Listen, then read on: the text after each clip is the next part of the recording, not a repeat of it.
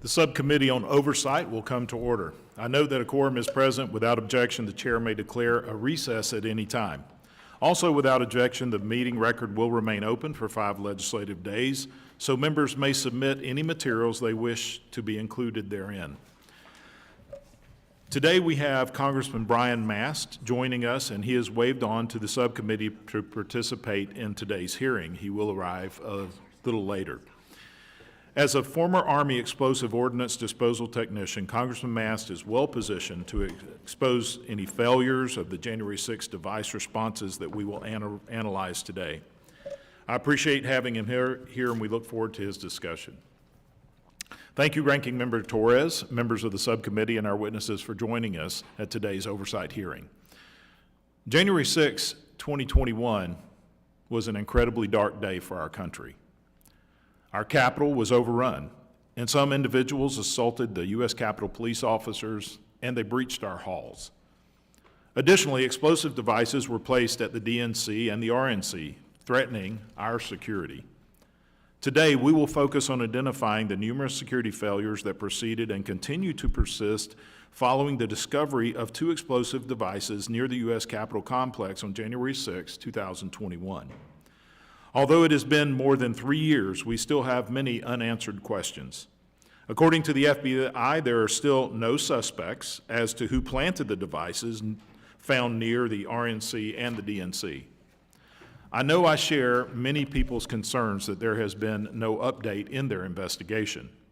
Additionally, the January 6 Select Committee, which was meant to dive into the failures and investigations of January 6, completely neglected to investigate the devices. Despite former Speaker Nancy Pelosi and House Democrats spending millions of dollars in their 2 years of the Select Committee, their investigation into the pipe bomb was basically non-existent. Their 845-page final report only referred to the pipe bomb 5 times. These references are situational, and as far as I can tell, no investigation was conducted. In contrast, the term President Trump is mentioned in the report 1,901 times. I refuse to follow in the Select Committee's footsteps and conduct a partisan biased investigation. There were genuine and regrettable security failures on January 6. The response to the devices was one of the most alarming. Here are the facts. At approximately 12:42 p.m., the United States Capitol Police received reports of an explosive device found next to the RNC. At roughly 1:05 p.m., a second device was discovered at the DNC, while Vice President-elect Kamala Harris was inside the building. The Vice President-elect came within feet of the device, which, if detonated, could have caused serious bodily harm. CCTV footage indicates the devices were planted the night before by an individual carrying a backpack and wearing a gray hooded sweatshirt, a mask, gloves, glasses, and a pair of Nike Air Max Speed Turf sneakers. Despite the suspect's appearance on numerous U.S. Capitol Police CCTV cameras and the FBI's efforts interviewing over 800 individuals and assessing more than 300 tips, the suspect still remains at large. Unfortunately, the FBI has failed to provide substantive updates on the investigation despite numerous requests from congressional committees. Today, they have declined to participate in our hearing. We are joined by several experts today who will help shed light on the device's response, including U.S. Capitol Police Assistant Chief Sean Gallagher. On January 6, 2021, Assistant Chief Gallagher directed a counter-surveillance team to the DNC following the discovery of device at the RNC. While today we will spend time analyzing the discrepancies of the device's response, ultimately this hearing is meant to help us all move forward. I look forward to your testimony, Assistant Chief Gallagher, and to working together so we can ensure shortcomings of this nature do not happen again. I salute and applaud the U.S. Capitol Police officers who, day in and day out, devote their lives to protecting the members and the halls of Congress and the thousands of visitors who are here every day. We have a lot to dive into this morning, and I now recognize the ranking member, Ms. Torres, for 5 minutes for the purpose of providing an opening statement. Thank you, Mr. Chairman, and I too join you in welcoming our witnesses to our hearing. Thank you for your many years of service to our communities. I understand how important and dangerous your jobs truly are, especially when forced to protect us from those who choose to use bombs instead of the ballots to achieve their ends.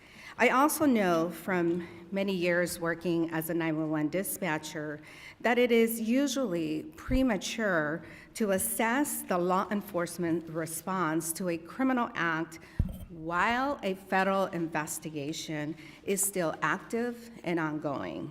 And I am sure that my colleagues on the other side of the aisle know this, which leads me to wonder, what exactly is it that we're doing here this morning?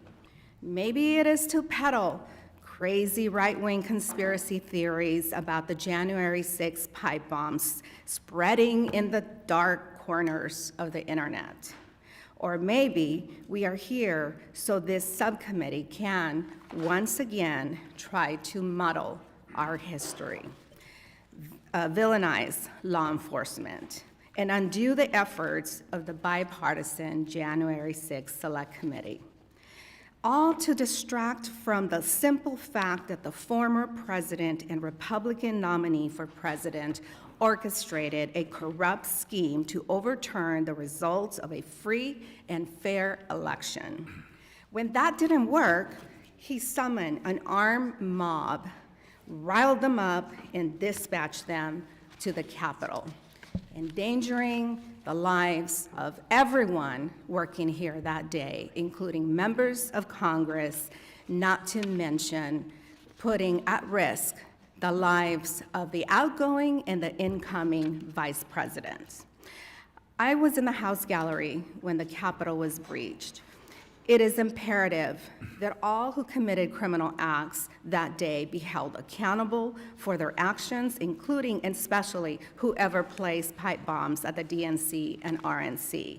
Yet, we must remember that this isn't an episode of CSI or Law and Order.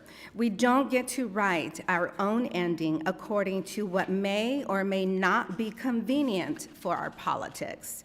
It's frustrating, and I agree 100%, but all critical and sensitive investigations take time. Experts are tasked with not only solving a crime, but also identifying potential characteristics to prevent future threats. From the church bombings that terrorized Black communities throughout the civil rights movement to the bombing in Oklahoma City, federal law enforcement agencies has always had to work tirelessly, sometimes for years and decades, to put together the pieces needed to fully investigate, identify, and prosecute domestic violent terrorists like whomever placed these bombs. FBI Director Christopher Wray testified before the January committee, the Judiciary Committee last year, that his agents reviewed 40,000 video files and assessed more than 500 tips. Law enforcement has spent thousands of man-hours investigating this crime, and I have faith that they'll continue to do so until the perpetrator is brought to justice. And while my colleagues on the other side of the aisle and I disagree on some things, I hope that we can acknowledge and respect the vital work that law enforcement, including federal law enforcement, does on our behalf. Just last week, House Republicans included cuts to DOJ, the FBI, and the Bureau of Alcohol, Tobacco, Firearms, and Explosives, ATF, programs in their appropriations bills for fiscal year 2024. If they were serious about this investigation and supported law enforcement efforts, then they wouldn't have cut critical funding for federal law enforcement needed to solve these crimes and others. This committee should not be used as a platform to feed into internet conspiracy theorists. Rather, I look forward to discussing and learning more about the responsibilities and complexities of the important work that the FBI and its partners are engaged in from our witnesses. Thank you once again for taking the time to testify at this hearing, and I yield back. Now recognize the full committee ranking member, Mr. Morelli, for 5 minutes for the purpose of providing an opening statement. Thank you very much, Mr. Chairman, and thanks to our witnesses for joining us this morning, and thank you for your long service. And thanks to all the brave men and women of the Capitol Police, the FBI, and other law enforcement for the work they do each and every day to keep the American people safe, which is no easy task, but we're very grateful nonetheless. I must admit I'm perplexed as to why we're here for a public hearing on an active and ongoing federal criminal investigation, especially one in which the FBI has repeatedly told Congress, including members of this subcommittee, that discussing an ongoing investigation would undermine its integrity and make it more difficult to catch the perpetrator. I have to wonder aloud whether that's the goal, to undermine the integrity of an ongoing investigation. I certainly hope not. But here we are. So while I'm not quite sure what the precise goal of this hearing is, I sincerely hope it is treated with the seriousness it deserves and that's not used as a platform to spread conspiracy theories about the FBI and the United States Capitol Police. Throughout this Congress, prominent House Republicans have called to defund agencies like the FBI and the Bureau of Alcohol, Tobacco, and Firearms and Explosives. In fact, at least one House Republican sells T-shirts on their website that say, "Defund the FBI." I must point out the irony of my friends on the other side of the aisle repeatedly criticizing the pace of this FBI investigation while at the same time proudly attempting to defund the FBI, ATF, and other agencies leading the inquiry. How does it make any sense to criticize the pace of an investigation or the resources allocated to it while simultaneously taking those resources away? I'm not the only one confused. The executive director of the National Fraternal Order of Police summed it up well. To say you support law enforcement and then withhold funding for law enforcement is at variance with common sense, end quote. And it's not just the funding. This entire Congress, House Republicans, have echoed the former president's bizarre accusations that the FBI has been weaponized against the American people and that it cannot be trusted. In fact, before technical difficulties prevented the majority on this subcommittee from doing so, the current speaker admitted that his allies on the subcommittee were blurring faces of rioters in the January 6th footage they released over Capitol Police objections because, quote, "we don't want them to be retaliated against and to be charged by the Department of Justice." Imagine that. People who might have broken the law, we don't want to have them retaliated against or to be charged for crimes they may have committed. As I'm sure our witnesses can attest, law enforcement relies heavily on the cooperation of members of the public to perform effective investigations. All leveling these baseless accusations against the FBI does is discourage witnesses and members of the public who may be helpful and have information from cooperating. Don't get me wrong, it's key that the individuals who placed the pipe bombs at the DNC and RNC ahead of the January 6th attack be caught and prosecuted. And while I appreciate the majority's interest, I'm not sure how this hearing will help advance that goal or what the committee and House administration could possibly do legislatively to speed up an active FBI investigation. Again, I thank the witnesses for being here, for your service, for your willingness to answer questions. I'm actually looking forward to your testimony. With that, Mr. Chairman, I yield back.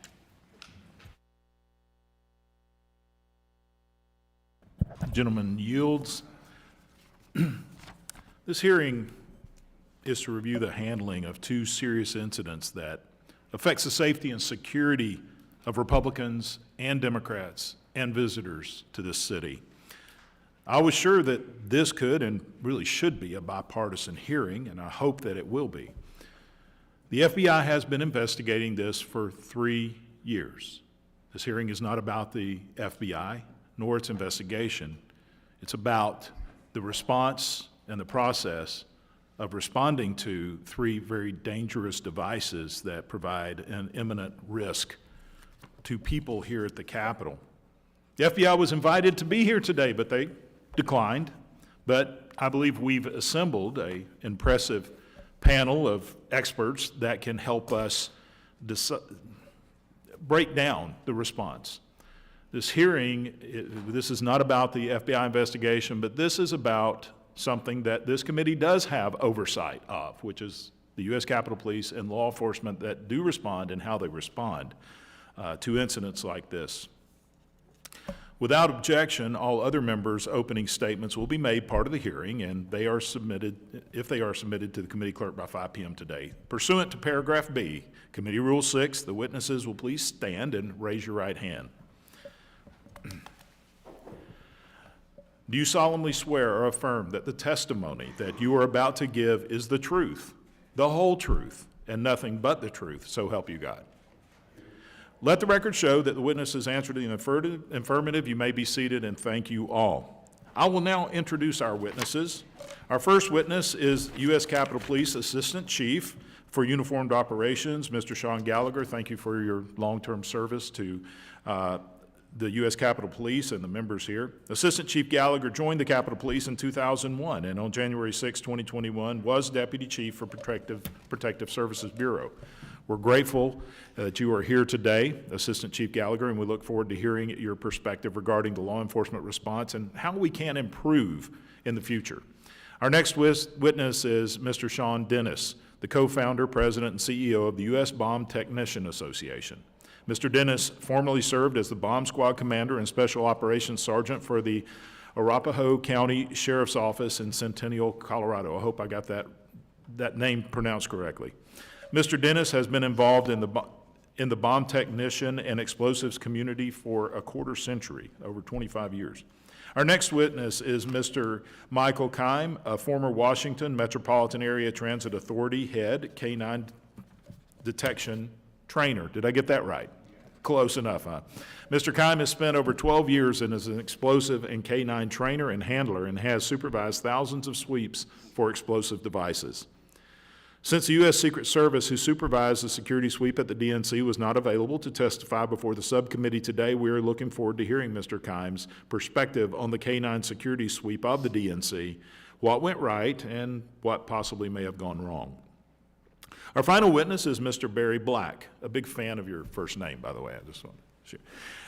He is a former FBI special agent and master bomb technician. Mr. Black was a first responder to the 1995 Oklahoma City bombing, 1996 Atlanta Olympic bombing, and the 9/11 World Trade Center attacks, among others. In 2022, Mr. Black was awarded as an honorary U.S. Air Force commander for his work with security forces and military working dogs. As I said, we have a very impressive panel of experts that I think can help navigate us here today. We appreciate the witnesses being here today and look forward to your testimony. As a reminder, we have read your written statements and it will appear in the full hearing record. Under Committee Rule 9, you are to limit your oral presentation to a brief summary of your written statement unless I extend the time period in consultation with Ranking Member Torres. Please remember to turn on your microphones using the button in front of you so that members can hear. If you don't, I will very politely remind you to turn your microphone on. When you begin to speak, the light on the timer in front of you will turn green. After 4 minutes, it will turn yellow. And when the red light comes on, your 5 minutes has expired. You don't have to stop mid-sentence, but we would ask that you please wrap up your statements once that red light has illuminated. I now recognize Assistant Chief Gallagher for 5 minutes. Good morning, Chairman Loudermilk, Ranking Member Torres, and members of the committee. Thank you for the invitation to testify today about the January 6 pipe bombs. The department greatly appreciates the committee's continued support of the men and women of the U.S. Capitol Police who courageously carry out their duties of protecting the members of Congress, staff, visitors, and the entire Capitol complex and legislative process each and every day. Congress's support has been invaluable as we continue to work on building on the lessons learned from January 6th, while also meeting the dramatic workload increases in increasing volatile threat environment. As you know, the United States Capitol Police is a unique federal law enforcement agency. We patrol a campus that is completely open. The public has a constitutional right to visit, protest, and petition their representatives on Capitol grounds. And our officers and civilians work 24/7 to keep you safe, whether you're here on Capitol Hill or when you travel to your home districts. Our mission is vast and our responsibilities have expanded immensely over the years. The threat picture has morphed from securing our buildings to the threat of a 9/11 scenario, to the lone offender, and now to an unprecedented increase in threats to members and their families. On January 6, 2021, however, that safety was threatened in a number of ways, including the placement of 2 pipe bombs, one in an alley behind the Capitol Hill Club on Capitol grounds, which is adjacent to the Republican National Committee, and one at the Democratic National Committee, which is just off Capitol grounds. I'd like to walk through the events of that day with regards to the pipe bombs, and then I'd be happy to answer any questions that the committee may have. On January 6, 2021, I was in charge of our Protective Services Bureau as a deputy chief. Our Protective Services Bureau is our Dignitary Protection Division, our IICD, and our Investigation Division. On January 6th at approximately 12:44, one of our uniform officers was notified by Republican National Committee security that there appeared to be a pipe bomb located at the rear of the Capitol Hill Club in an alley. A command post was established by 12:49 and the device was located during a search of the area. Around the same time, one of our K-9 technicians identified a pickup truck parked directly across the street from the RNC with a weapon in plain view and the truck appearing to be weighed down. This pickup truck was parked directly across the street from the RNC, and assets from our department's hazardous device section, more commonly known as our bomb squad, responded and began to assess the device at approximately 12:52. The pipe bomb was eventually disrupted by our bomb squad and cleared at approximately 3 p.m.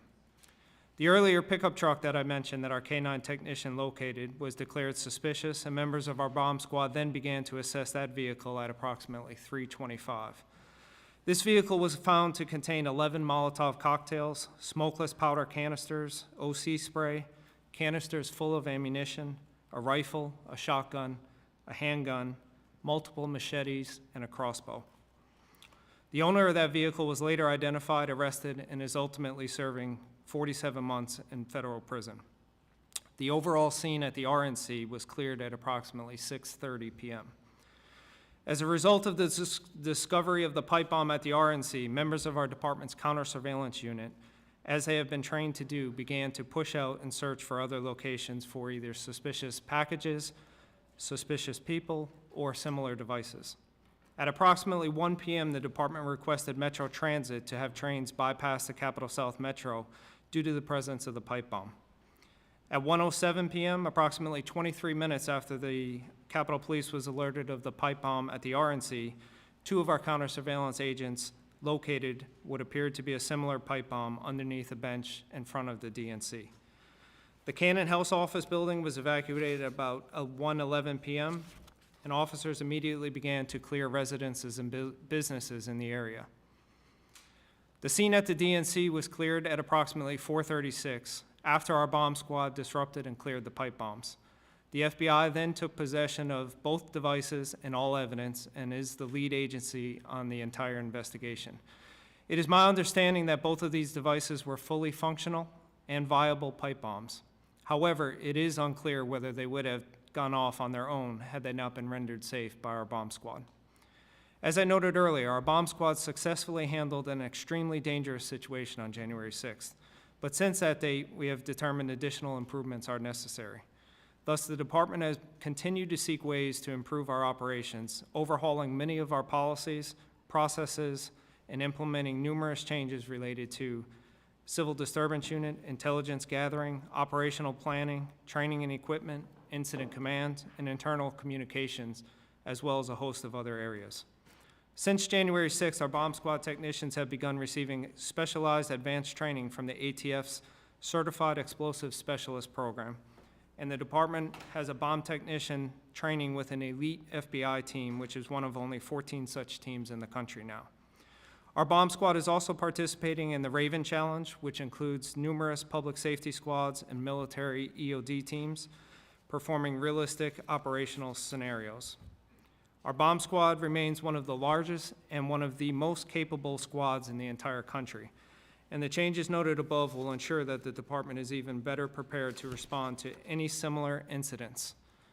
Finally, I want to make sure that I note, and this is important, I am extremely proud that none of these 2 pipe bombs, nor any of the Molotov cocktails found that day, exploded or harmed anybody. This is without a doubt directly due to the outstanding efforts of not only our bomb squad, but other members of the U.S. Capitol Police.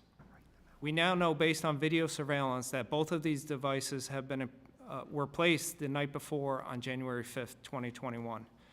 While there is vague footage of the suspect, to date, nobody has been arrested for the offense despite a $500,000 reward by the FBI and many hours of hard work by the FBI and other law enforcement agencies. I do hope one day that the person or persons responsible for planting these two explosive devices on Capitol grounds will be brought to justice by the FBI. The department thanks the committee for its support, and we greatly appreciate our continued partnership with Congress. I welcome any questions. Thank you. Mr. Dennis, you're now recognized for 5 minutes.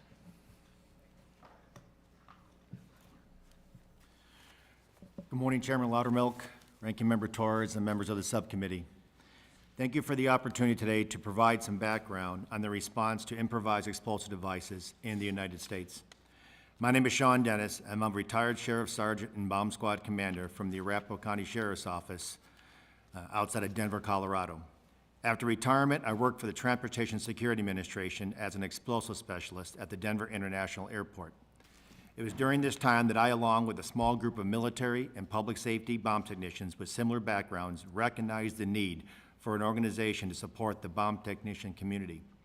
We felt underrepresented despite the critical role we were playing to keep our homeland safe. In 2016, we formed the United States Bomb Technician Association, known as the USBTA. And today we represent over 5,000 active military and public safety bomb technicians by educating those in positions of leadership on the desperate needs of this community. USBTA also conducts technology training exercises to identify technology and training gaps that exist within the bomb technician community. In addition, USBTA conducts research involving counter-ID tools and equipment, along with research of characterizing hazardous homemade explosives. The lessons learned from our training and research are used to give the EOD warfighter and public safety bomb technician the capabilities to render safe IEDs in a safe, efficient, and effective manner. Some of the critical areas in the bomb technician community that we would like to highlight today include: 1, training and certifications.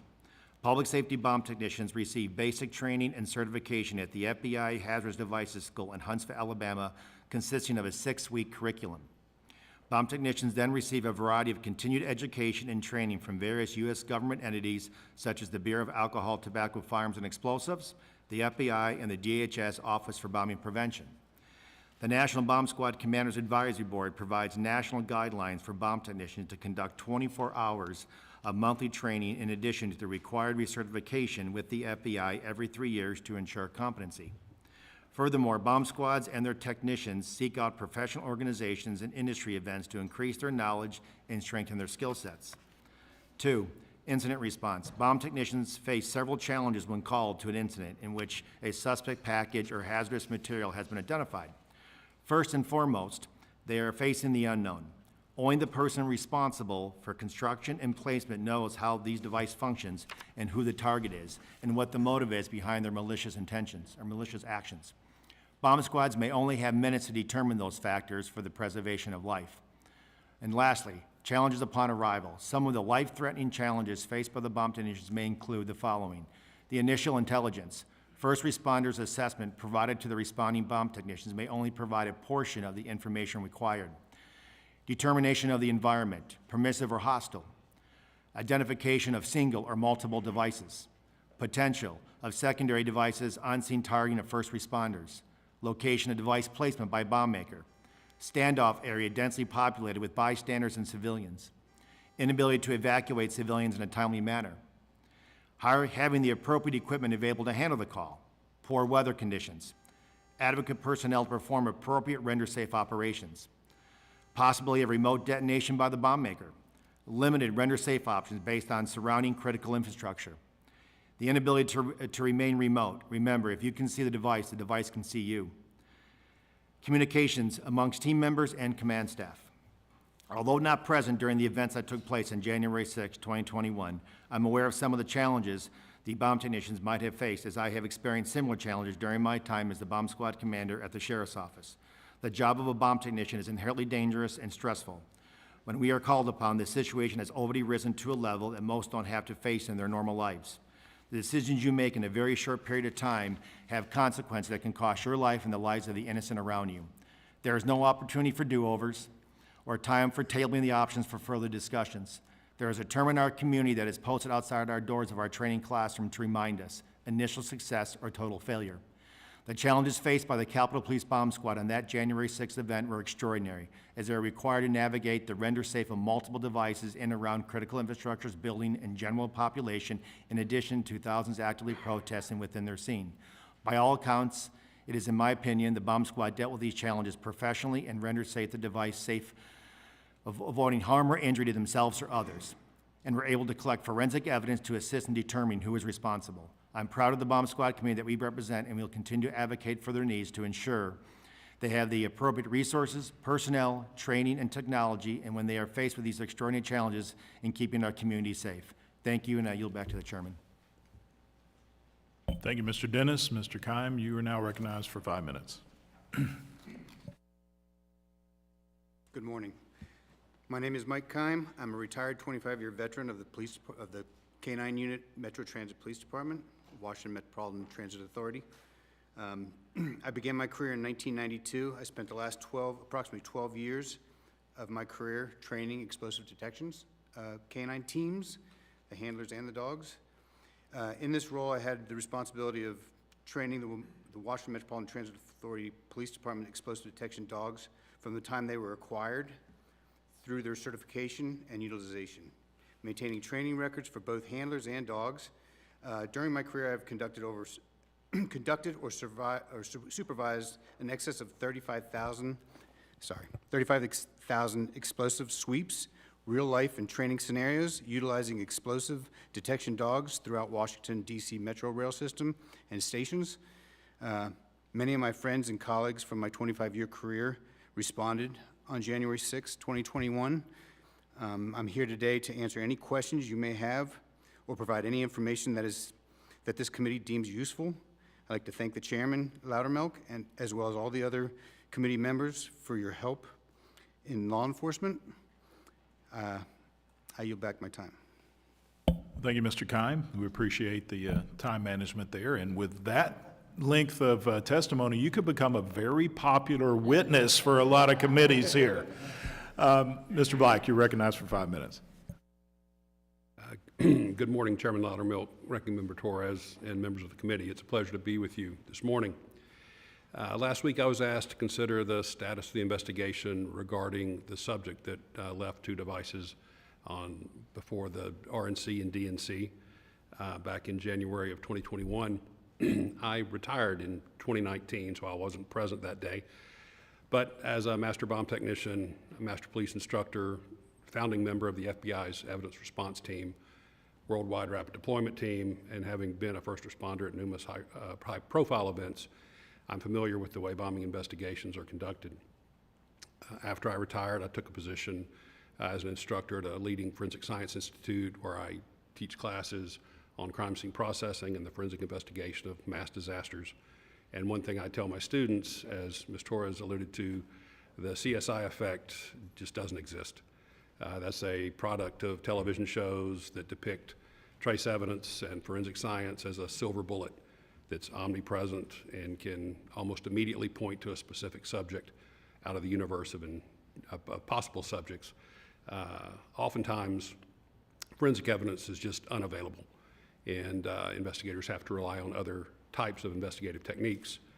Many times, that is directly related to the identity of the suspect. By way of example, Eric Rudolph, the Olympic bomber, placed 4 devices over a 2-year period. Despite forensic examinations during that time, his identity remained elusive.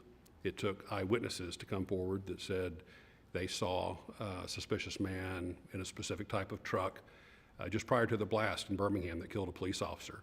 It was those tips that focused the investigation on Eric Rudolph. Similarly, Ted Kaczynski was active for 17 years. Despite thorough forensic examinations of over a dozen devices during that period, his identity remained elusive, primarily because Mr. Kaczynski went to great lengths to obscure forensic evidence. It wasn't until his manifesto was published that his brother provided a tip. That tip is what brought focus to Mr. Kaczynski, not the years of forensic examinations. I once responded to the bombing of an Air Force recruiting station, As we were processing that crime scene, we recovered pieces of a pipe bomb and a specialized, customized timing device. As we collected that evidence and were preparing it for submission to the laboratory, again, witness came forward that indicated they saw a suspicious man driving a unique red racing motorcycle before and after the blast. Using Air Force personnel records cross-matched with DMV records, we developed a suspect, and within 24 hours, were able to execute a search warrant at that individual's home and recovered 2 fully viable time bombs. Forensics were used to tie those 2 time bombs to the evidence recovered from the scene, but it was the witness testimony that expeditiously pointed to that suspect. As for the January 6th suspect, it appears that there was a conscious effort to disguise that person's identity, making personal identification difficult. From what I've seen in the public record, it appears that the IEDs themselves were comprised of very simple, very common components that are available most anywhere. That makes it difficult to trace the source of those components, and thereby makes it difficult to determine who purchased those components. I understand hundreds, if not thousands, of interviews have been conducted, tens of thousands of video images have been reviewed, hundreds of tips. Sadly, sometimes cases go cold. Once the forensic evidence has been exhausted, once all the viable leads have been covered, new information is required. So requests for public information and a $500,000 reward may one day provide the key that will unlock this case. And at that time, I'm certain the dedicated men and women of the FBI and our law enforcement partners will thoroughly exhaust those leads to their logical conclusion. So thank you for your time, and I'll be happy to try to answer any questions. Well, thank you all. We're going to enter into the question portion now. If some of you, maybe all of our witnesses, may not have participated in a hearing like this at this point, members will be allowed to ask questions. They will alternate between Republican and Democrat, back and forth. Each member will have 5 minutes, and so many have multiple questions, so ask that you be, I'm going to ask you to be thorough but concise in your answers. And so, again, we're looking for facts. We're just looking to review what happened and see how we can go forward. With that, one of the things that, as Mr. Black alluded to, a lot of times are just going off of evidence after the fact. Fortunately, we do have video of the placing of the pipe bombs as well as the response. So today we'll be utilizing some U.S. Capitol Police CCTV footage that we'll play to help us break these things down. Now, as most of you know, there is not any audio associated with these videos. We didn't hire a Hollywood producer to put sound effects in, but what we did do is overlay radio communications, Capitol Police radio communications over the top of the video to save time. So whatever audio that you're hearing is actually where we have put the radio communications commensurate with the video. And according to the FBI, both devices were planted the night before, but were discovered more than 16 hours later in the early afternoon of January 6, 2021.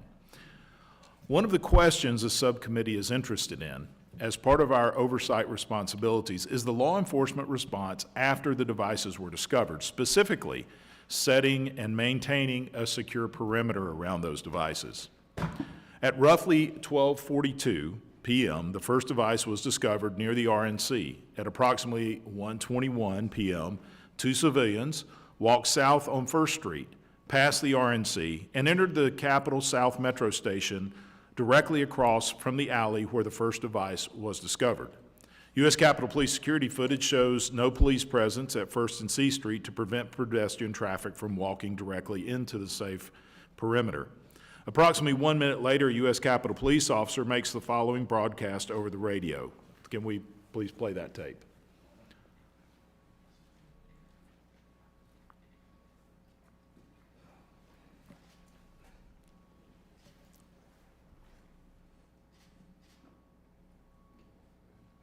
Traffic 1. Traffic 1.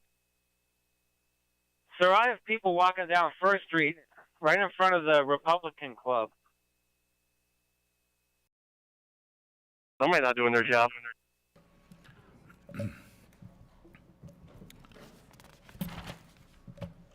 Assistant Chief Gallagher, you can clearly see in the video a roll of yellow police tape on top of a sidewalk post at 1st and C Street, which indicates that there's already been the response and at least a presence there. Should a safe perimeter have been established at 1st and C Street by 1:21 p.m.? Thank you, Chairman. So for incidents of this nature, the first officer on the scene will be setting up incident command and a command post. And part of that procedure is to identify a perimeter and set a perimeter for a safe distance away from a potential hazard. So yes, there should have been a perimeter officer at that location. I'd like to clarify, as these incidents are ongoing, we are, at 121, we're dealing with breaches on the east front and the west front of the Capitol as well. So our manpower is very succinct in where these officers were assigned and stuff. And any officers that come to help set up a perimeter are coming from another area. We don't have just response teams, you know, waiting around to help set up perimeter. So there could have been a delay with getting there. All right, thank you.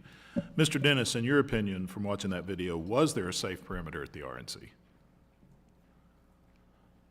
From looking at the video, it's hard to tell exactly, the perimeter, not being too familiar with the area, but back what the Assistant Chief just said, is setting up a good perimeter like that for the safe distances for the bomb squad to act. It's hard to tell if it was actually done or not. Okay. But there's, you know, in your opinion, there should have been something. Could have been, yes, correct. Is that a priority from your experience of Or when the working bomb on squad is responding to an incident such as this, and it's extremely important for the perimeter to be set up in a timely manner so the bomb squad could act appropriately. Okay, thank you. Mr. Keim, in your opinion, was there a safe perimeter at the RNC at this time? From the video, it's tough to tell, but that would be Thank you. From the video, it's tough to tell, but that's, as a canine officer, when we show up, if we see a suspicious package or there's one, that the first thing we're gonna do is establish the command post and set up a perimeter, a safe distance away. Okay, Mr. Black, same question. Yes, sir. Again, from the video, it's difficult to tell not being familiar with the area, but these are phases. So when the suspect device is first noticed, then the first responding officer should set up a safe perimeter, hold that perimeter until EOD assets can arrive on scene. Okay, thank you. Mr. Dennis, why is it important to establish a secure perimeter early on and maintain that perimeter throughout the day? Why is that a priority to quarantine off that area? So for when the bomb squad's responding and setting up their own internal command post, if you will, regarding dealing with the incident or the potential IDs or suspect packages, it's extremely important for the safe distance that are established with the perimeter to make sure that everybody is, both civilian as well as even other law enforcement personnel, are far enough away in a safe manner so the bomb squad could act appropriately. Okay, thank you. Now, to complicate things even further, as Assistant Chief Gallagher said, there were multiple instances going on. There were actually another instance going on over at the Democrat National Committee. Similarly, law enforcement at the DNC appeared to fail to secure the perimeter at a much larger scale. The device at the DNC was discovered at 1:05 p.m. After its discovery, law enforcement should have established a secured perimeter at the DNC as well. Over the span of the afternoon, more than 30 different vehicles and numerous civilians breached what should have been a secure perimeter. The following video shows examples of the perimeter being breached at various points in the afternoon, both before and after the disruption of the device. This is once the bomb squad did their job, disrupted the device, we had instances before and after. Let's go ahead and play this tape. And again, this is a montage of 7A had in priority. 207, go ahead. We have vehicles that are driving right past the package and coming up. We need to make sure that officers are posted right now just above Canal and Washington in order to ensure nobody walks past this package. that was where the package was by the park bench there.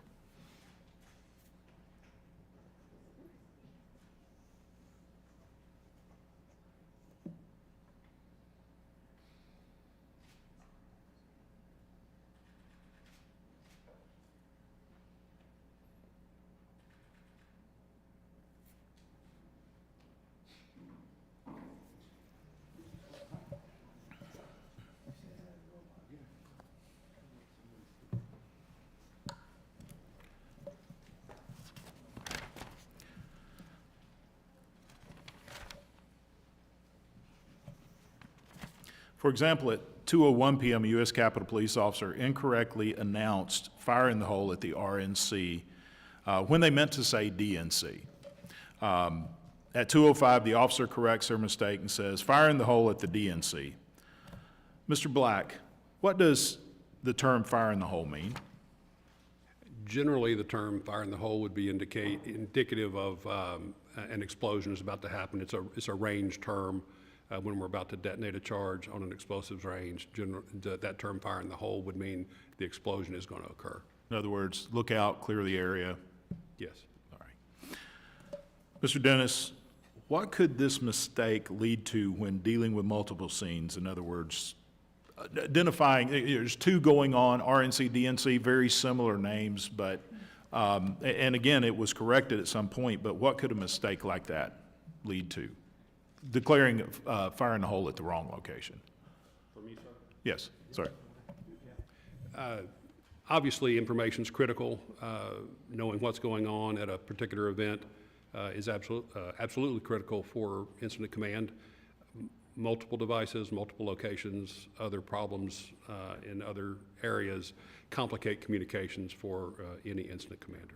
Sorry, I called you Mr. Dennis, my fault. Mr. Dennis, do you have anything to add to that? No, I concur with what Mr. Black said. Okay. At nearly the same time at the DNC, an unmarked police car drives next to the robot as it prepares to disrupt the bomb. Mr. Dennis, is it safe for a vehicle to drive within feet of a device, whether it's viable or not, after fire in the hole has been called? That would be negative. I'm sorry? It wouldn't be appropriate for It a would not be vehicle to buy, no. appropriate. Mr. Dennis, should any civilian or law enforcement officer be allowed within close proximity of the device, viable or not, once fire in the hole has been called? No. Okay, thank you. As you can see from the montage, there were several, both law enforcement and civilians in the area, even one, whether it's plainclothes police officer or civilian walking by and looking at the robot while it was there. It seems to be that, based on what you're telling us, that is highly inappropriate and potentially deadly. Is that correct? That is correct. Okay. Next, I'd like to discuss law enforcement's failure to discover the devices. On the morning of January 6th, Vice President-elect Kamala Harris arrived at the DNC through the garage entrance. Prior to her arrival, the Secret Service conducted a security sweep of the building and its exterior. Based on records obtained by the subcommittee, the Secret Service used 2 uniformed division K-9 units and more than 10 Secret Service agents to conduct this sweep. Let me just say before we roll this tape, we're showing all of these videos during my time in the beginning to save time later, so others may have questions based off of these videos. So this is just not for this line of questioning. Let's go ahead and roll this tape of the security sweep.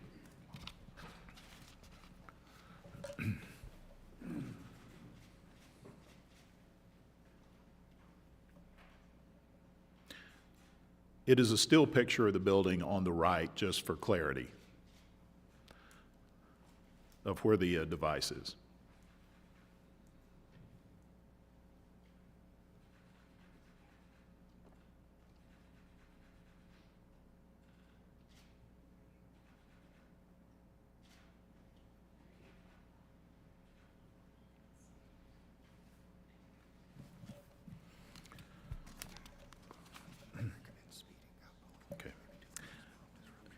At 9:28 a.m., a Secret Service handler and the bomb dog conducted a sweep of the garage outside the DNC. At one point in the video, the handler allows the dog to inspect an area directly behind the device.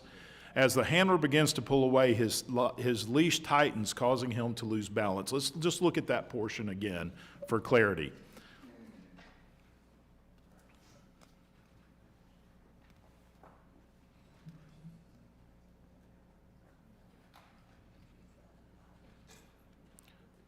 It's at this point when he goes down and turns to the right. You can see his leg kick out a little bit. Whose leg were we looking Right there, of the actual officer. Thank you. Mr. Keim, what is your assessment of the effectiveness of Mr. Chair, may sweep, I yes. just ask a question? I think we're probably about 10 minutes into your 5 minutes. We're about to wrap it up. We're taking the additional time so we can save time later, so we don't have to replay the videos. So it's going to take a little additional time. We'll be moving on very quickly. Mr. Keim, what's your assessment of these sweeps in the video? It appears to me that the canine handler, the canine team, is doing an open sweep where the dog's out in front of him and he's letting the dog dictate where he wants to go. Unfortunately, the dog goes out of the screen whenever the handler has his left leg and left arm go up. And it could be one of two things. The dog had some type of change of behavior out of our view, or the handler had a change of behavior and the handler's trying to allow that dog by giving him that extra lead. And that's usually what happens is your foot goes up, your hand goes up, and you're trying to leave. You don't want to put any unneeded pressure on the dog, meaning pulling on the lead and causing the dog to move. Depending on how well trained the dog is and the handler is, to me it appears he's trying to give him a little bit more lead because he's had some type of change of behavior. Unfortunately, we can't see what that change of behavior is, and it looks like the dog decides he's going to leave that area. Could he be an odor? He could have had some kind of change of behavior, but Which could have been an alert. it could have been. Alert would be a final response, like a sit would be an alert on a package, but that would be a change of behavior. And the handler wanted to give him the time to make a decision. Is he going to go? From what I understand, there's a wall there. And, Yeah. you know, it's hard to tell whether the dog gets an alert or how that air is moving. But the dog decided to leave it and walk away from Okay. it. So Just real quickly, your assessment of the sweep of the vehicle.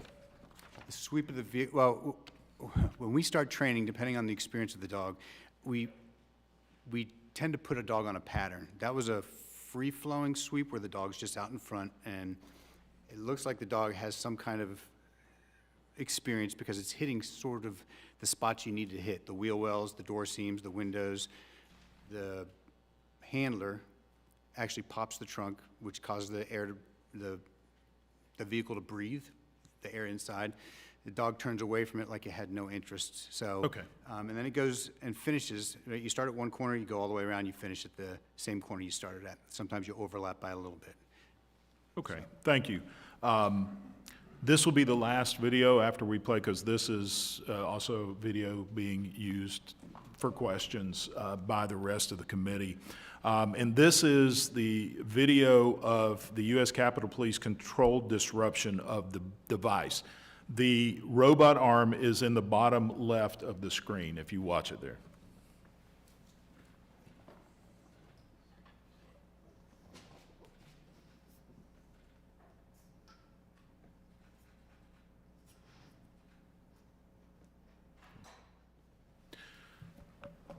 With this, one quick question. Mr. Dennis, if the device is successfully disrupted, what do you expect to see?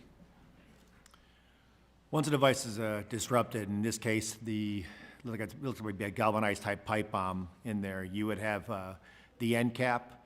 If that's what they targeted was the end cap, but take the end cap off, which is usually what bomb technicians will do. You'll see the end cap somewhere within the location of the shot that they placed.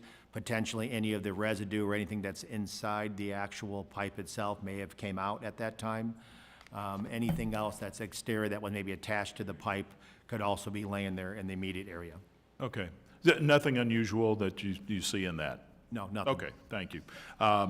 Now recognize Ms. Torres for 5 minutes. Before the clock begins, I have a question for you. Yes, ma'am. Given that you take in close to 15 minutes, and between all of you, you have 25, 30 minutes in addition to the 15 minutes. There's two of us, we have 10 minutes. Are you going to allow for us to extend our time? Well, as you know, under the rules, the chairman has full discretion over the management of time, and as I explained, we wanted to make sure to get the videos up front. If we would have done the videos or any other audio, it would have been taken out of the other members' time. So what I would ask, and I will be flexible, is to try to, stay within a reasonable time with asking your questions, and if needed to be, then we can do an additional round of questioning as well. But we have so many people and other committees going on, we do want to be timely going forward. Okay. Well, this information these videos that you have played are news to the minority. This information, as it has been, the common discourtesy of this subcommittee to not provide the minority with information other than the time and the meeting place. It is really unfortunate that, Chairman, I'm going to put this on you because you are the chairman of this committee, that you're refusing to be honest and upfront with the minority as to what exactly are we going to hear, or what is the purpose of the meeting, and second guessing our law enforcement officers, 3 years after the incident, seems to me like a very, very cheap shot. It's like spitting in their face after they gave up so much. So many of them had major injuries that were suffered under the violence of this angry mob that was unleashed on the U.S. Capitol. And while the first video was played, you said the time was around 1:30 when these pipe bombs were discovered and when, or at least one of them, when the perimeter was set.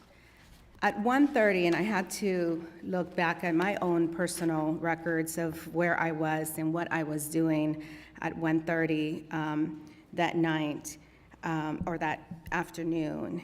And I can tell you that at 1:30, several buildings of the Capitol had already been forcibly entered, breached by this angry mob. So to say, to the law enforcement community, you should have been here instead of over there. You should have been over there instead of over there. We didn't have enough officers. We didn't have, the officers that were present were here with their own armed with their own bravery to defend themselves. They had barely the equipment that it takes in order for them to handle the mob that was unleashed on them by the former president. Mr.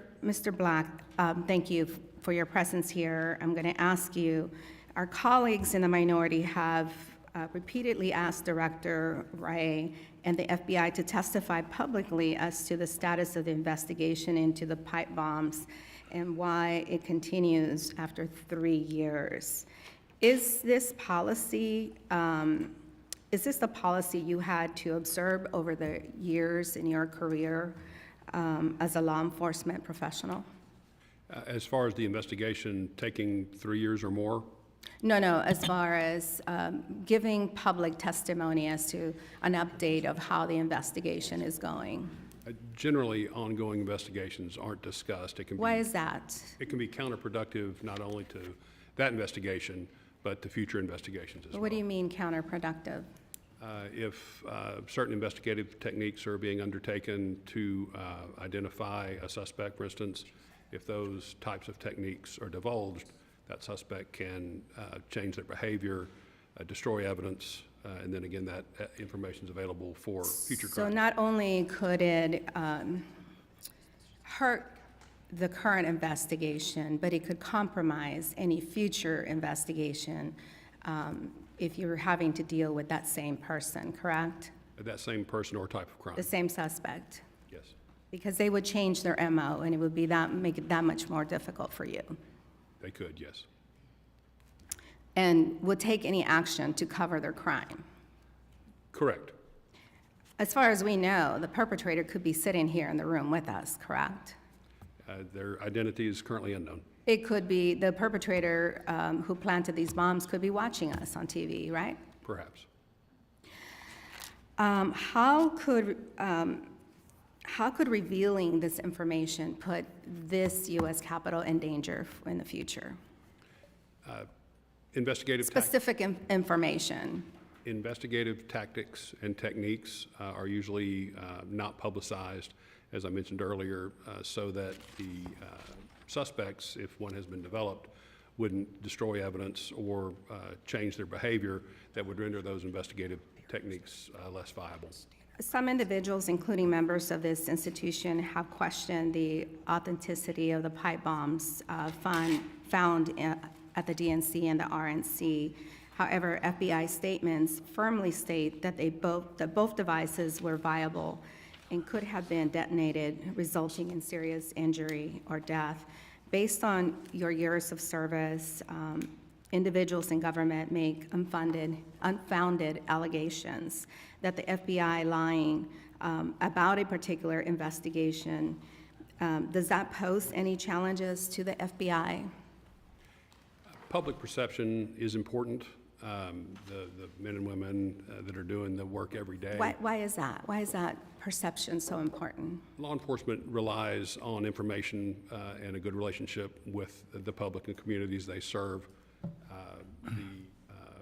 Any kind of negative publicity is to be expected sometimes, but you work through that to get to the logical conclusion and justice. So by breaking that trust, we compromise any potential witness that could come forward and give us information. The public should be certain that any viable information will be accepted and followed through to its logical conclusion. Okay, thank you, and I yield back. The gentlelady yields. Just for clarification based on the ranking member's comments. We're not here to discuss the investigation of the FBI. That I totally agree with Mr. Black and what he is stating. In fact, this hearing was noticed to the minority and the public over a week ago with a description of what we would be discussing here today, which is not a partisan finger pointing, but trying to get to the bottom of what may have gone right, what may have gone wrong, and how we can improve the security of members of both parties here. And as a courtesy to the minority, the videos that we played here today were sent to the minority yesterday for review, so it shouldn't have been a surprise. I now recognize the gentleman from Virginia, Mr. Griffith, for 5 minutes. Thank you very much, Mr. Chairman. I would agree with the gentlelady that we didn't have enough officers that were on duty that day, and it did create a number of different issues, plus we were unprepared. As a Capitol Police, we're just unprepared for those numbers. That being said, Assistant Chief Gallagher, you said in your testimony, and I quote, it is my understanding that both of these devices were fully functional, viable pipe bombs. However, it is unclear whether they would have gone off on their own had they not been rendered safe by our bomb squad.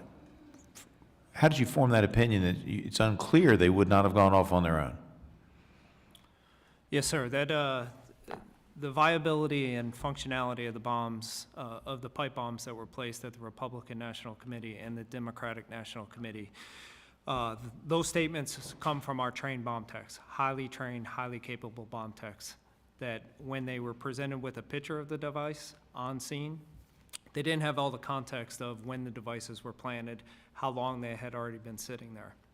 They were looking at a picture of a pipe bomb to them, which comprised of all the components. They didn't know, obviously, what was inside it. Well, what made you think it wouldn't go off? Based on the bomb tech's experience and Okay, training. that's all I need to know. I appreciate that. I have great concerns, and I understand that there was a dilemma with manpower, but lots of vehicles are passing by here. The one at the DNC headquarters was found at approximately 1:05, but if I understood your testimony correct, Assistant Chief, and tell me if I've got it wrong, the buildings, the people were not told to shelter in place until 1:30. Isn't that what your testimony says? I'm looking at page 3. In both your oral and your written testimony, you said at 1:30 PM, DNC, and Fairchild Building personnel were told to shelter in place. That is correct, at 1:30. Okay. So here's my question. There were people, now we've already gone over that the perimeter wasn't secured, but the Vice President-elect of the United States is inside one of the buildings, and there's a 25-minute delay before anybody goes over and says, y'all might want to shelter in place. That's not acceptable, is it? That's not accurate. All right, tell me why it's not accurate. Yes. When the initial call came out, our counter-surveillance agents found the pipe bomb. They immediately went up and alerted the 2 law enforcement agencies that were at the DNC, which was the U.S. Secret Service and Metropolitan Police Department. Then those counter-surveillance agents moved over to do exactly what they were trained to do, which was go establish an incident command post. Then why does your testimony say that they were told to shelter in place at 1:30? Because in the meantime, instead of sheltering in place, the Vice President-elect of the United States leaves and driving past the pipe bomb that was viable, according to evidence. That is correct. And the time frame between when we set up our incident command post and when the shelter in place was, there was also teams, not U.S. Capitol Police, that were telling the DNC to evacuate as well. And that's why you had the evacuation of the protectee and others. All right, so there was cross communications. Mr. Black, you said that you hoped someday we would identify this individual. But wouldn't you agree with me that in light of the fact that the perimeter was not secured, because there's 2 reasons to secure the perimeter. First and foremost, to protect the lives of people, correct? Yes. And second, to preserve evidence. Isn't that also correct? Yes. And without having secured that perimeter, we will never know if there was any incriminating evidence that might have been found in that perimeter zone, because you've got all kinds, you've got pedestrians walking past the robots, you've got numerous vehicles, including law enforcement vehicles, driving by where they're about to detonate and in the vicinity. Isn't that crime scene just a mess as far as trying to find any evidence that you can later use to link a suspect to the site? So the device itself was intact at the time. It was placed in the evening hours of the 5th and located on the 6th. So there was a lot of activity. Are you sure? Because here's what a good criminal defense attorney is going to say. You tell me if you don't think this sounds reasonable from a defense attorney standpoint. You saw if they identify the individual that placed what is believed to be the bomb, hours go by, and you had a search by the Secret Service at DNC, and the dog didn't light on an explosive. So clearly the device that my client might have left there wasn't the device that was later determined to be the pipe bomb, because it wasn't picked up by the bomb sniffing dog. Doesn't that sound like what's going to happen if they ever do identify the guy in the video? It may be a good question, but I believe it's flawed in its logic. Yeah, I don't think so. I think I win that case. I yield back. The gentleman yields. Now recognize the full committee ranking member, Mr. Morelli, for 5 minutes. Thank you, Mr. Chairman. I will admit I am now more confused than when we began just a short time ago. Mr. Chair, you had indicated you had invited the FBI to testify, but I have no idea how they would have contributed to the conversation about what happened moments after the bombs were discovered, so I'm not sure I understand that. And if I understand now the line of questioning and the videos, it's to suggest failures by the United States Capitol Police regarding the establishment of the perimeters, securing evidence, and some questions now about the handling of the K-9 sweep. So I'm also curious, I'll ask this rhetorically. I'm not sure what the poster behind you, Mr. Chair, is. What does Donald Trump, fraud, Hutchinson, conspiracy, stolen, Meadows? I have no idea what any of this has to do with the hearing in question, which is about the pipe bomb. Yeah. This was just as part of the opening statement, as illustrative that the Select Committee, who was tasked with investigating this 2 years ago, only mentioned the pipe bomb 5 times. They mentioned that the size and the font of these words are how many times those particular words were used in that investigation, is to show the point that no one has taken a real look at this. until this committee, which has pure oversight over this. As regarding the FBI was invited because they conducted the post-incident investigation of the device itself. Okay. Reel back. All right, the fact that the poster's there, I think signifies other things, but I'll leave you to your answer. I do want to give, I mean, this has been interesting. I'm not sure, and I'm no expert. Mr. D'Esposito and others are on the panel about law enforcement, so I don't want to leave without giving you, Assistant Chief Gallagher, who I've had the privilege of knowing now the last couple of years, some opportunity to describe, first of all, clearly a number of things were going on at the same time. I mean, these pipe bomb incidents were not in isolation. So maybe you could respond both to the questions, I don't know if they're allegations, but certainly suggestions that both sites were mishandled, number one, and talk about what was going on in the context of the things that were happening that day, if you could. Sure, thank you. So as far as a allegation of failures by the U.S. Capitol Police officers, I want to be upfront and honest. The U.S. Capitol Police haven't shied away from the failures of that day, and those failures result in the leadership of Capitol Police, not with the police officers that were outnumbered. We suffered 80 officers who had injuries. We lost 2 of our heroes, one on the day after January 6th and one on January 9th. So we have well over 2,000 pages of after-action reviews resulting in all the, from the OIG reports, the GAO, General Honore study, that go into detail in every aspect of the department of what needs to be improved. All aspects of the department needed improvement. For context of that day, while we're dealing with the DNC, which I want to preface is off Capitol ground. So the primary jurisdiction for the DNC is Metropolitan Police Department. When our bomb techs showed up at the scene for the DNC, Metropolitan Police Department had an EOD technician there who asked our bomb techs to take the lead on the scene because our bomb techs show up with our equipment. So we had our robot. MPD did not have their robot. It would have taken a lot more time to get the resources there. The perimeter that was set up around the DNC, it looked chaotic because it was chaotic. We were dealing with a pipe bomb a couple blocks away at the RNC. We were dealing with a pickup truck that had 11 Molotov cocktails, machetes, rifles, handguns, ammunition in it. And at the same time, our officers were suffering the injuries on the west front of the Capitol and the east front of the Capitol. We had multiple calls for 1033 go out, which is an officer in trouble. So as you can, for context, I would gladly give up a perimeter not being perfect to be able to get officers responding to help their brothers and sisters who were calling for help at the U.S. Capitol. It was a chaotic day. It was mentioned that we didn't have enough Capitol Police officers. We did not. We did not have any mutual aid that was on site already.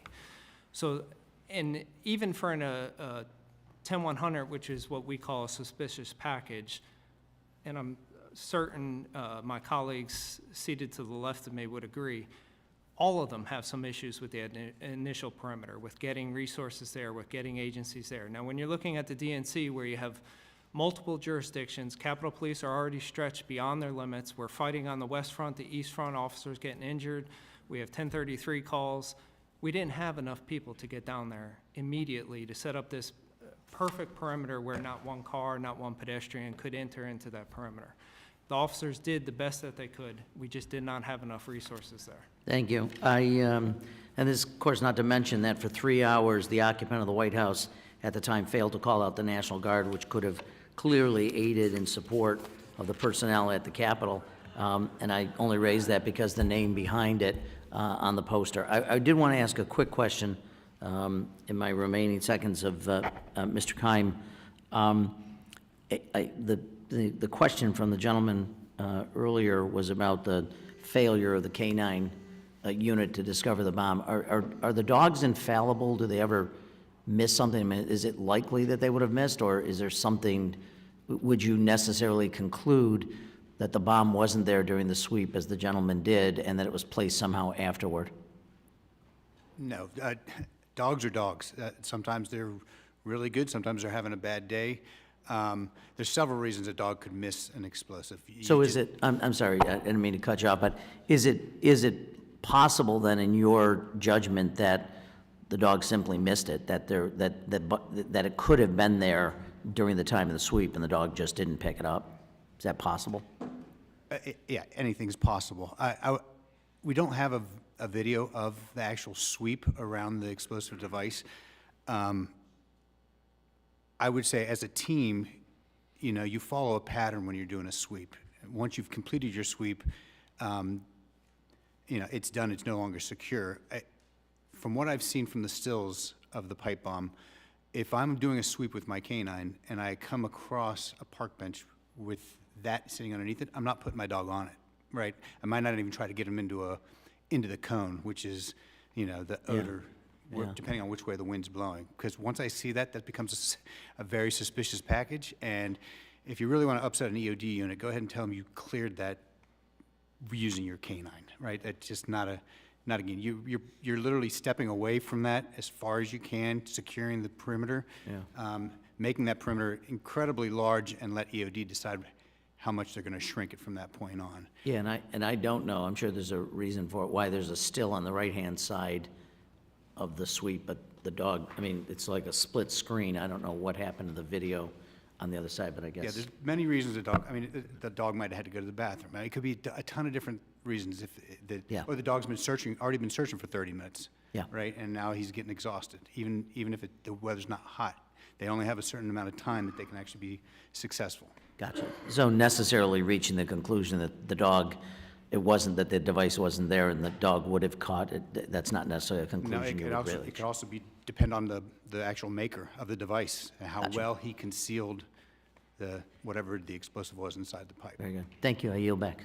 Thank you. Just for clarification, the still on the right was just for reference as to where the device was, since the edge of the camera didn't cover that. So we had a still that would matched up just so you could see where the device was in relationship to the dog. Another point of clarification, that sweep was done by the U.S. Secret Service. It wasn't the U.S. Capitol Police.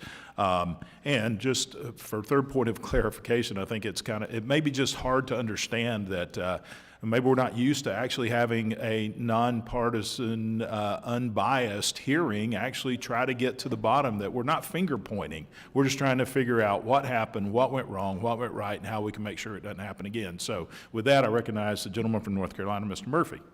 Thank you, Mr. Chairman. I just reiterate your point. This isn't here to point fingers. This is a learning exercise, and this is our job to provide a supervisory role and to review information and to help us all prevent the miscues that happened during this event. You know, there was a lot going on, to your point, but also lives were at risk here, and there were some very, very important cues missed.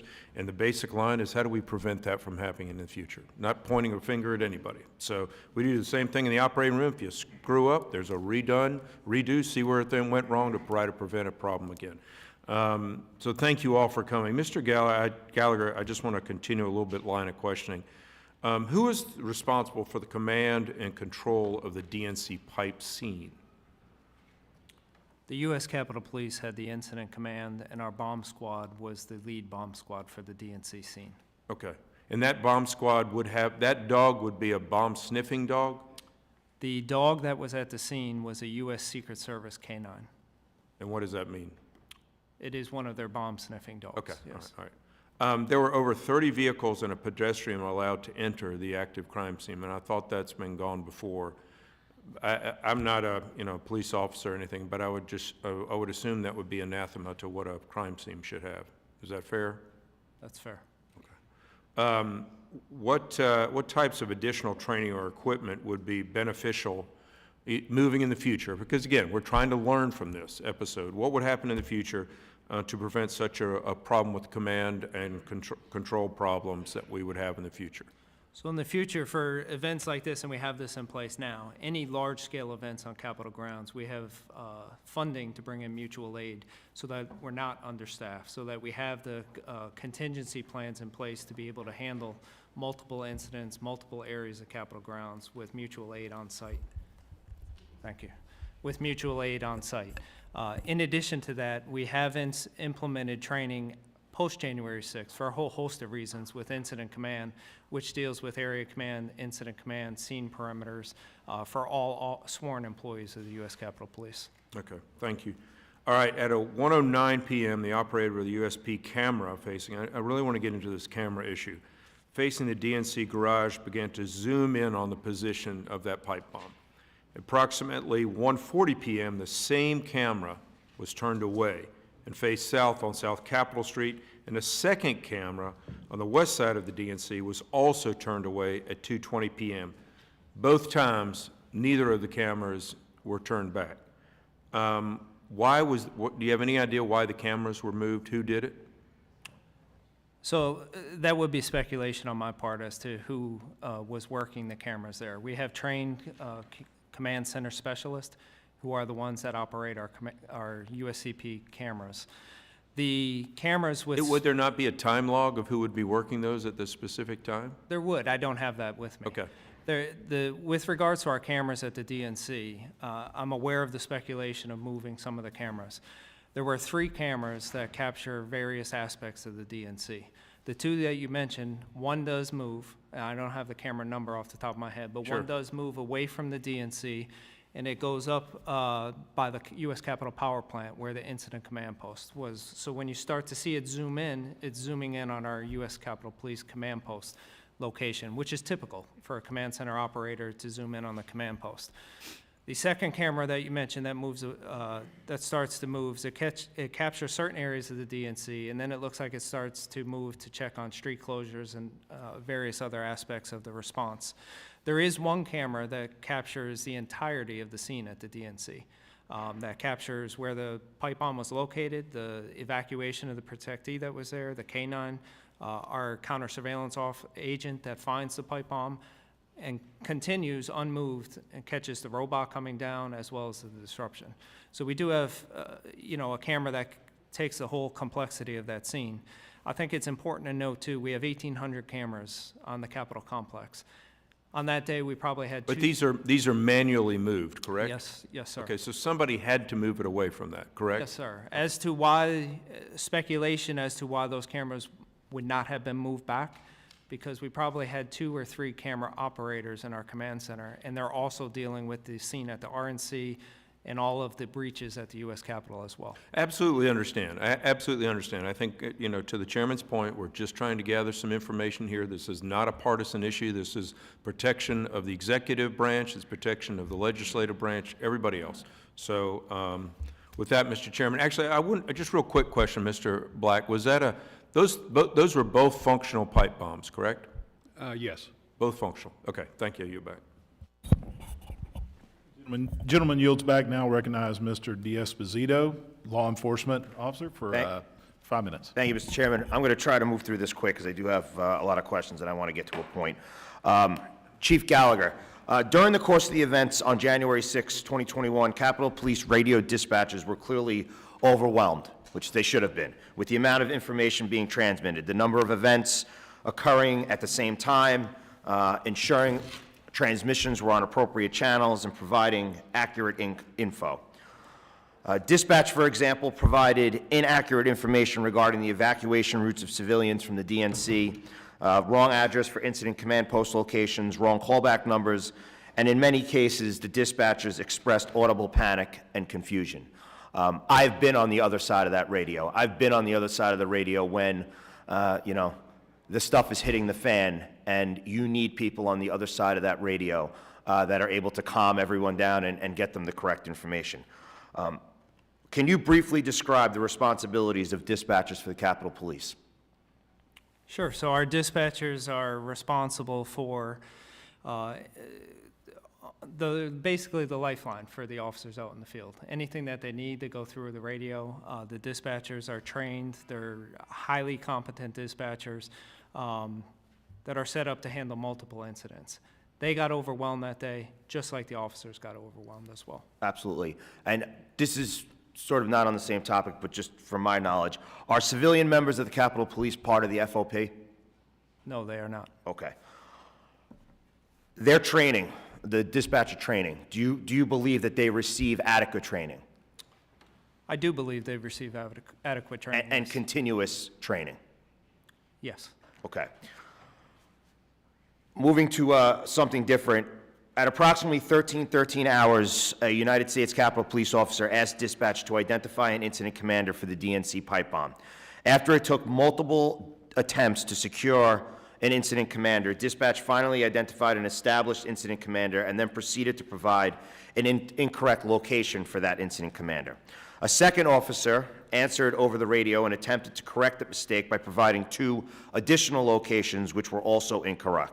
This led dispatch to erroneously call out another incorrect location for the DNC pipe bomb. I know the answers to these questions, and I'm just trying to get to a point. Is this kind of confusion common? This kind of confusion is not common with a regular incident. These type of incidents where you had explosive devices, multiple explosive devices, breaches at the west front, east front, it is a chaotic scene, as you Right, and in a perfect world, which was one that we never operate in, obviously what we would want to happen is all the information be crystal clear and precise and what we need. Did the failure to establish an incident command lead to subsequent breaches of the perimeter? I would say the lack of resources and officers between not only U.S. Capitol Police, Metropolitan Police, it was their primary jurisdiction as well, to be able to secure that perimeter is what caused people and vehicles to traverse it. Okay. So lastly, I just want to comment on Ms. Torres's remarks in the beginning, that we're here to point the finger. We serve a purpose here in House administration, and that is to provide oversight to the Capitol Police. And it is also our job to provide the resources, the training, and everything necessary so that you can do the job that you're supposed to do. And you made a comment, Chief, and your quote, that you and the department has, or specifically you, not shied away from the failures of that day. If that doesn't mark the remarks of a true leader, I'm not sure what does, and I would serve under your command any day. And I think it is our job to make sure that those failures, and that's what we're here. That's what we're here to do. We're not here to point fingers. We're not here to talk about defunding the police. We're not here to, as Ms. Torres say, Monday morning quarterback. There is no time to Monday morning quarterback any incidents that police officers have, and until they wear the gun belt, until they pin that shield on their chest, they have no idea what law enforcement officers do every day. But it is our job, as part of this committee, again, to provide you everything that you need. And when we have incidents like this, or any other incidents, if we're not going to take the time to critique it, if we're not going to take the time to see what happened, what went well, and what failed, well then, we're not doing our job, and neither are you, right? The purpose of this is to find ways that we can improve. If protocols failed, we need to change them. If training failed, we need to do it better. If there's opportunities for more resources, if we need to work better with other law enforcement agencies so that we can keep people safe, well then we need to foster those relationships. Mr. Chairman, I yield back. Thank the gentleman, and I think that was a good way to wrap up this hearing here today. I appreciate everyone being here. We have Chief Manger here with us today, as well as other members of the leadership. The chairman of the Capitol Police Union, Gus Papa. I am not even going to try to pronounce the last name, but I think everybody knows who he is.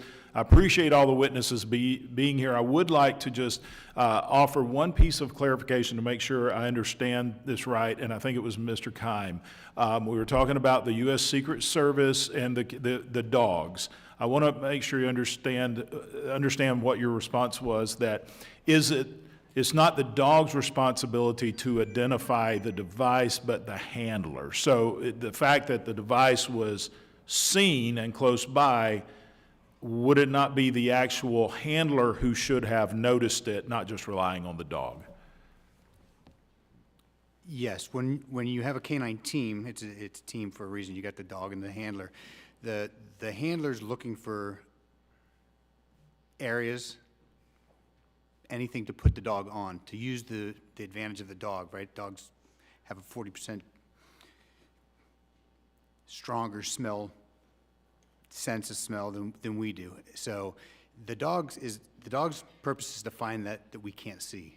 The handler's position is to locate the areas to put, as you're doing a pattern search and you see that, you wouldn't even put your dog on that, on an explosive pipe or any suspicious package. You would back off. Okay, thank you. I just felt that was important for clarification, as we're not trying to point fingers at the dog for not doing his job, but to get a better understanding of how this works. I commend the Capitol Police for all that they went through and stood the line that day. It was a very bad day, and we want to continue to do our oversight, as Mr. D'Esposito said, not to point fingers, but to make sure that we do correct what was done wrongly. We do depoliticize the Capitol Police, make you able to do your job according the way you need to without the politicization aspect of it, and make sure that you have the training and the resources you need to do a very difficult job. Again, thank you all for being here. Members of the subcommittee may have some additional questions for you, and I can pretty much assure you that we do. And we ask that you please respond to these in writing. We will submit these questions to you if you will respond in writing. Without objection, each member will have 5 legislative days to insert additional material into the record or revise and extend their remarks. If there is no further business, I thank the members for their participation, and without objection, this subcommittee stands adjourned.